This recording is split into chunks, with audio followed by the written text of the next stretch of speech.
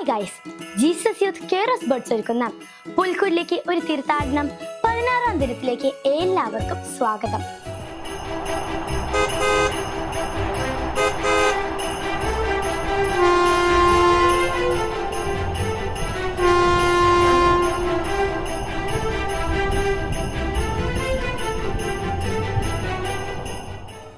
എന്നാൽ നമുക്ക് മനോജസിനെ കേട്ടാലോ. ഹായ് ഫ്രണ്ട്സ്, ഉണ്ണീശോയുടെ പുൽക്കൂട്ടിലേക്കുള്ള തീർത്ഥാടനത്തിന്റെ ഭാഗമായി ഇന്ന് 16ാം ദിവസം നമ്മൾ എത്തി നിൽക്കുവാണ് കേട്ടോ. ഇന്ന് ചിന്തിക്കുന്ന ഒരു കുഞ്ഞൊരു കാര്യം ഇത്രയേ ഉള്ളൂ.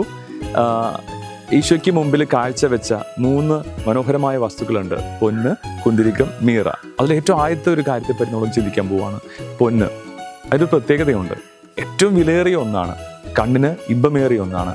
പ്രിയപ്പെട്ടവരെ, ഈശോയുടെ മുമ്പിൽ നമ്മളൊക്കെ ഏറ്റവും വിലയേറിയ, കണ്ണിന് ഇമ്പം നൽകുന്ന, മറ്റുള്ളവർക്കൊക്കെ ഈശോയെ പറഞ്ഞു കൊടുക്കുന്ന മഹത്വം നിറഞ്ഞ ഏറ്റവും മനോഹരമായിട്ടുള്ള വസ്തുക്കളായിട്ട് നമുക്ക് മാറാൻ പറ്റണം. അതിനുവേണ്ടിയാണ് ഈശോ നമ്മൾ കുഞ്ഞുങ്ങളായി നമ്മൾ ഓരോരുത്തരെയും വിളിച്ചിരിക്കുന്നത്. നമ്മുടെ കുടുംബത്തിൽ, നമ്മുടെ സ്കൂളിൽ, നമ്മളായിരിക്കുന്നതിലൊക്കെ ഏറ്റവും വിലയേറിയ മുത്തുകളായിട്ട്, ഈശോയുടേക്ക് ഇഷ്ടപ്പെട്ട പൊന്നായിട്ട്, മുത്തായിട്ട് മാറാൻ, ഈശോയെ മഹത്വപ്പെടുന്നവരായിട്ട് മാറാൻ ദൈവം നമ്മൾ അനുഗ്രഹിക്കട്ടെ. പ്രത്യേകിച്ച് നമുക്ക് ഈ ഒരു ദിവസം പ്രാർത്ഥിക്കാം. ഈശോയെ നിന്റെ മുമ്പിൽ കാഴ്ചവെച്ച ഈ പൊന്നിനെ പോലെ ഏറ്റവും മഹത്വമുള്ള, കാണാൻ ഇമ്പമുള്ള, വിലയേറിയ ഈ സ്വർണ്ണ കട്ടികളായിട്ട് ഞങ്ങളൊക്കെ മാറാൻ ഞങ്ങളെ പഠിപ്പിക്കണമേ എന്ന് ഉണ്ണീശോട് നമുക്ക് പ്രാർത്ഥിക്കാം. ദൈവം അനുഗ്രഹിക്കട്ടെ. Thank you. അച്ഛൻ പറഞ്ഞതുപോലെ തന്നെ രാജാക്കന്മാർ ഉണ്ണീശോയ്ക്ക് സമ്മാനം അർപ്പിച്ച് അവിടുത്തെ മഹത്വപ്പെടുത്തി. നമ്മുടെ ജീവിതത്തിലൂടെ നാമും ദൈവത്തെ മഹത്വപ്പെടുത്തണം.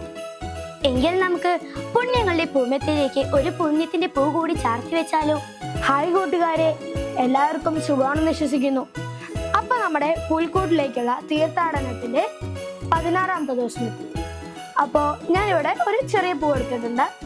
ഇന്ന് മനോജസ് നമുക്ക് പറഞ്ഞു തന്നത് ജ്ഞാനികളെ പോലെ ദൈവത്തെ മഹത്വപ്പെടുത്താനാണ്. അപ്പൊ ഞാനിവിടെ എഴുതാൻ പോകുന്നത് ദൈവത്തിനെ മഹത്വപ്പെടുത്താനായതുകൊണ്ട് ഞാൻ ചെറുതാക്കിയിട്ട് മഹത്വം എന്ന് മാത്രമേ എഴുതുന്നുള്ളൂ. അങ്ങനെ നമ്മുടെ ഉണ്ണീശോയുടെ പൂമെത്തയുടെ 16ാമത്തെ പൂവും റെഡിയായി കഴിഞ്ഞു. അത് ഞാൻ ജസ്റ്റ് ഒന്ന് ഒട്ടിച്ചു കൊടുക്കുവാണ്. അങ്ങനെ നമ്മുടെ 16ാമത്തെ പൂവ് ഞാൻ ഒട്ടിച്ചിട്ടുണ്ട്. വേറൊരു പുണ്യം കൊണ്ട് ഒരു പൂവ് ഉണ്ടാക്കി നാളെ കാണാം. ബൈ. നമ്മുടെ കുഞ്ഞു കൂട്ടുകാരോട് കൂടി സുഹൃജപം ചൊല്ലി പ്രാർത്ഥിച്ച് ഇന്നത്തെ തീർത്ഥാടനം നമുക്ക് അവസാനിപ്പിക്കാം. നമുക്ക് ഇന്നത്തെ സുഹൃജപം ഏറ്റുചൊല്ലാം. ഉണ്ണീശോയെ, ജീവിതത്തിലൂടെ അങ്ങേ മഹത്വപ്പെടുത്താൻ ഞങ്ങളെ പഠിപ്പിക്കണമേ. ഉണ്ണീശോയെ, ജീവിതത്തിലൂടെ അങ്ങേ മഹത്വപ്പെടുത്താൻ ഞങ്ങളെ പഠിപ്പിക്കണമേ.